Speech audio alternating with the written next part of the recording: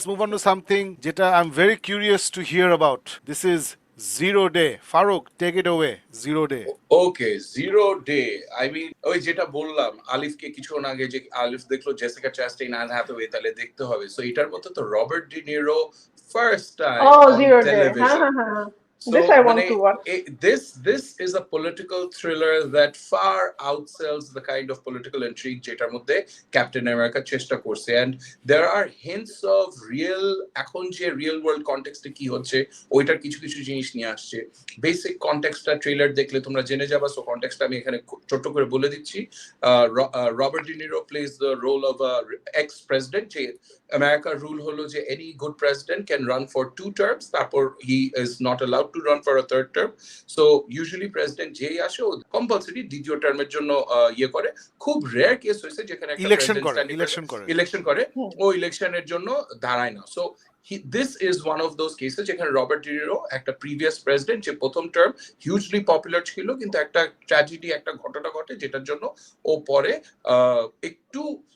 একটু ঘোলাটে সিচুয়েশনের মধ্যে ও অফিসে বলে যে আমি সেকেন্ড টার্মের জন্য ইলেকশনে দাঁড়াবো। সো এই সিচুয়েশনে যখন আর কি ও এখন একটা এক্স রিটায়ার্ড প্রেসিডেন্ট, তখন আমেরিকার উপর একটা সাইবার অ্যাটাক হয়। সাইবার অ্যাটাকের ইয়েতে তখন ওরা বলে যে we must have a judicial commission যারা এটা ইনভেস্টিগেট করবে যে সাইবার অ্যাটাকটা কেমনে হলো আর এটা কারা করেছে। সো দে ডিসাইড যে this is the last president political figure যে হলো বাইপার্টিসান, মানে কোনো পলিটিক্যাল পার্টি দুজনেই ওকে পছন্দ করে। সো ওকে বলা হয়, এক ছোট ঘটনা হয় যেটার জন্য ওকে বলা হয় যে ভাই তুমি এটা পারবা, তুমি এটা। And he heads the Zero Day Commission, and from there on 6টা episode, it is Robert De Niro at his best. He does an incredible job of playing this role. The star cast, অন্য যারা আছে Angela Bassett and everyone else, they are all superb. Actors ra ওদের জবটা they have done it brilliant. Director Rao they have done a very good job. যেখানে এই সিরিজটা একটু হালকা ধরা খেয়ে যায়, Shakib and Alif, if you watch it, যে কিছু কিছু জায়গা আছে না এরকম পলিটিক্যাল থ্রিলার তো অনেকগুলি স্টোরি থ্রেডস বের করে, right? And you keep on chasing, মানে part of the interest is আসলে এটা কি ওইটা, নাকি এইটা কি এইটা, এটা কি ওইটা।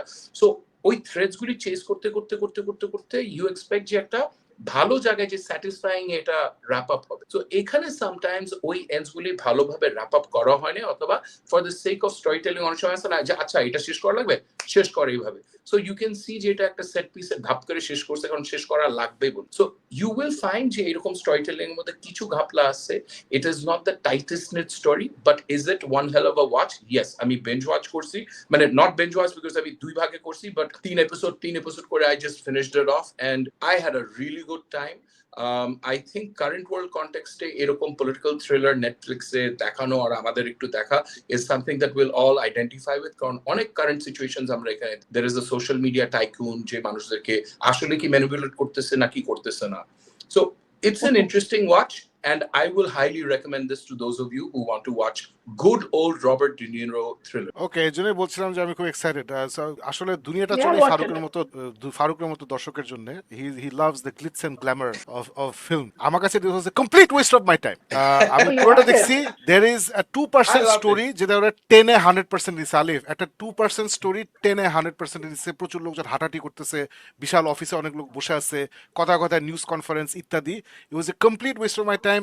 দেয়ার was a nice story somewhere, but ওই স্টোরিটা ওরা রেখে ঢেকে লাস্টে একটা মোমেন্ট ক্রিয়েট করার চেষ্টা করছে যেখানে is the father versus the president, who will win. ওর মেয়ে একটা ঝামেলায় পরে ও কি মেয়েকে বাঁচাবে নাকি সে পলিটিক্স বাঁচাবে, কোনটা করবে? I didn't give a shit by that point. There is no story. Zero Day মানে আসলে ওরা ট্রুথফুল হয়েছে। there is zero story in Zero Day. এরা হচ্ছে রাবিশ হলিউড বুলশিট। ওরা এভরি 5 days এগুলো বানায়, এরকম একটা বানাইছে। হ্যাঁ, is it good looking? Is is very good looking. ওরা এত ভালো একটা অ্যাক্টরকে নিয়ে আসছে, রবার্ট ডি নিরো। আমি রবার্ট ডি নিরোর মাঝখানে রবার্ট ডি নিরোকে খুঁজে পাই নাই। ওর কোনো পার্সোনালিটি নাই, ও জাস্ট একটা স্কাউল নিয়ে ঘুরে বেড়ায়, একইভাবে কথা বলে। ও খুশি হলেও একভাবে কথা বলে, দুঃখ পেলেও একভাবে কথা বলে, রেগে গেলেও একভাবে কথা বলে। Um like what is going? So আমার কাছে was a complete waste of time. আমি জোর করে শেষ করছি এগেন বিকজ ফারুক যেটা বললো রবার্ট ডি নিরোর প্রথম টিভি সিরিজ। আমি আচ্ছা দেখি, আচ্ছা দেখতে থাকি। পুরা সিরিজে দোস্ত একটা জায়গা আমার ভালো লাগছে, আমি স্পয়লার দিচ্ছি না। ওই বাপ মেয়ের একটা আকস্মাত মিটিং হয় যখন একটা পাওয়ার আউটেজ হয়, ওই জায়গাটা was the only surprise for me. ও আচ্ছা, সামথিং ডিফারেন্ট হ্যাপেন্ড। এছাড়া না, যে the bad guys are obviously bad guys, the assholes are assholes, there is no surprise, there is nothing. সবাই গ্রিম হয়ে ঘুরে বেড়াচ্ছে, বোরিং, মানে it's just typical Hollywood nonsense এগুলা ওই ফারুকের মতো মানুষ যাদের জন্য ইন্ডাস্ট্রি বেঁচে আছে ওদের জন্য। আর আমি ফারুককে ছোট করতেছি না, যারা এই টাইপের জিনিস পছন্দ করে তাদেরকেও ছোট করতেছি না। আমার কাছে মনে হচ্ছে is more of the same typical glitz and glamour with zero story. এটা নামই হচ্ছে, the clue is in the name, zero day. So zero story দিয়ে ওরা একটা জাস্ট রবার্ট ডিনোর চেহারা দিয়ে জাস্ট দ্য পোস্টার ওরা একটা সিরিজ বানায় ফেলছে। So I was very disappointed, it was a complete waste of my time. So that's what I thought. So আলিফ, তুমি এখন দুইটা ভেরি ডিফারেন্ট ওপিনিয়ন পাইলা। ইউ ডিসাইড তুমি দেখবা নাকি দেখবা না। Aleph, watch it and Okay, come back fine. and let me know. Watch it. Okay, Be the fine. হ্যাঁ tiebreaker. দেখো, না it's very Okay. Well made, দেখতে খুব সুন্দর, বলো ভেরি গ্লিটসি গ্ল্যামার, খুব সুন্দর, but what the hell man, it was so stupid. Oh, I loved it. না ভালো ভালো ভালো।